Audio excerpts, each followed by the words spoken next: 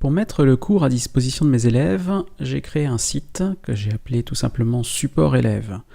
Sur ce site, tel que vous le voyez ici, les élèves ont accès à l'ensemble des ressources que j'ai mis à disposition, donc le cours, plus d'autres documents comme nous allons le voir dans un instant.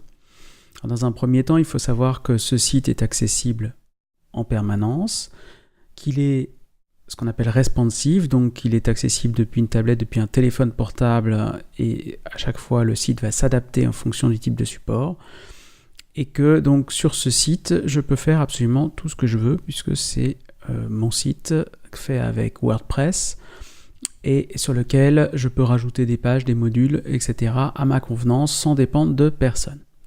Donc l'élève qui arrive sur ce site arrive ici sur cette page d'accueil. Là, il va pouvoir choisir sa section.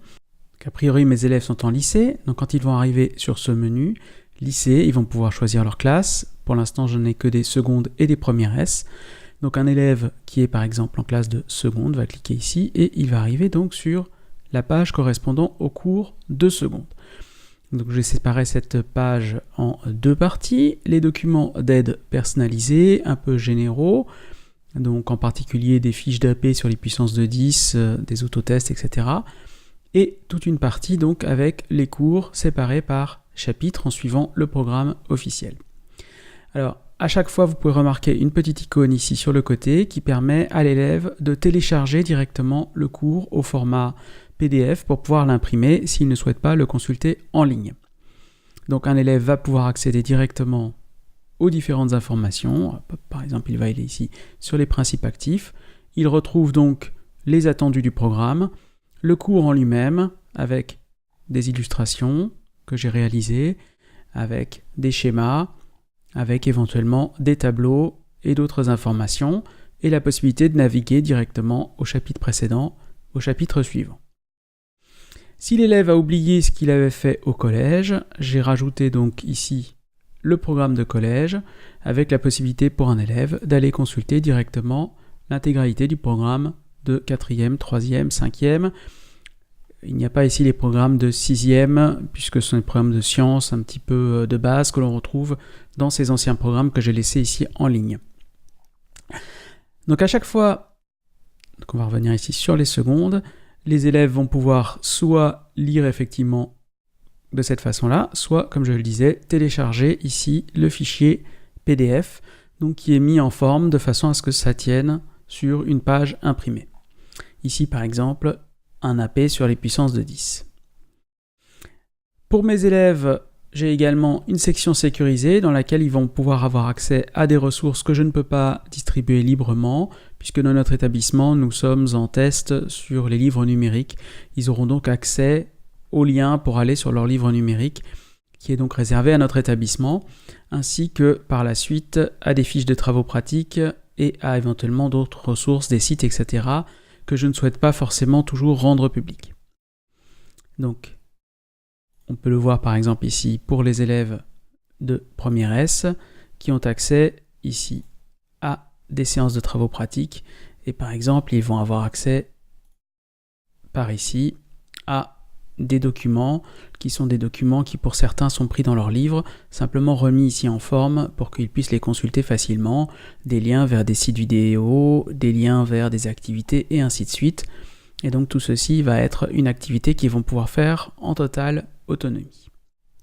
Les élèves ont aussi la possibilité, donc on va revenir un petit peu en arrière, de faire quelques exercices par eux-mêmes, des autotests comme celui-ci par exemple, et donc ils vont avoir la possibilité dans ces autotests de faire des exercices. Ici on nous demande par exemple de cliquer sur des nombres écrits en écriture scientifique, donc l'élève va vérifier et si quelque chose n'est pas écrit en nombre scientifique, donc on va cocher un petit peu au hasard, il va avoir ensuite une analyse de ses réponses avec un point de moins pour chaque mauvaise réponse.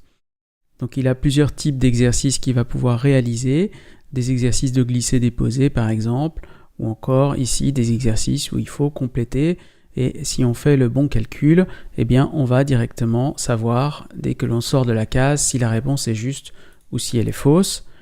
Donc on peut mettre ici une fausse réponse, voilà, pour qu'on voit la façon dont ça se présente. Donc voilà un petit peu le document qui est à disposition des élèves. Il y a quelques ressources annexes également ici, avec d'autres sites sur lesquels ils peuvent se rendre. Donc ça peut toujours être utile pour les élèves.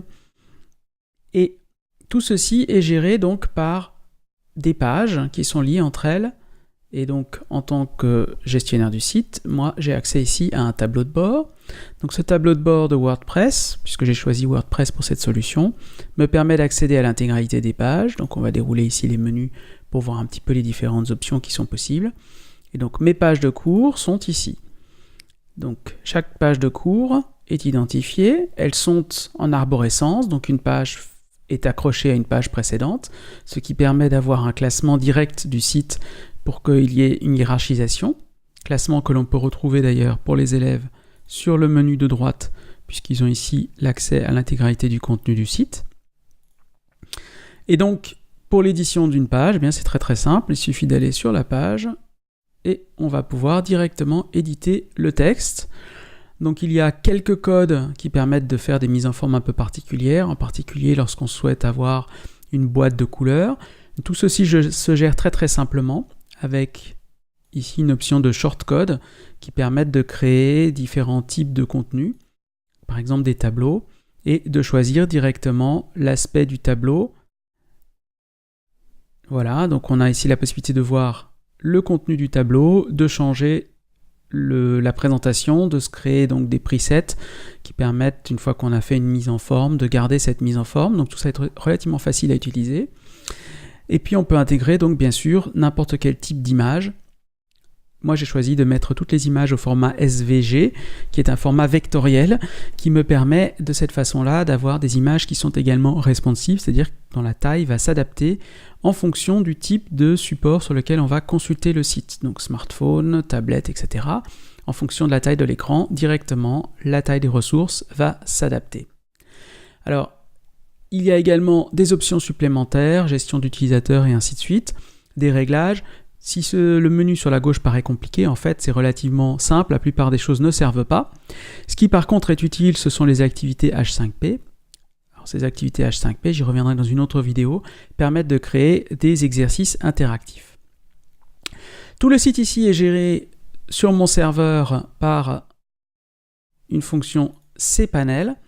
Donc cPanel, ça c'est géré sur mon serveur, ça permet d'accéder donc aux fichiers, d'accéder aux bases de données, bref, de pouvoir avoir un contrôle total sur le serveur, de pouvoir gérer des comptes mail, de savoir quels sont les débits, le nombre d'utilisateurs, etc.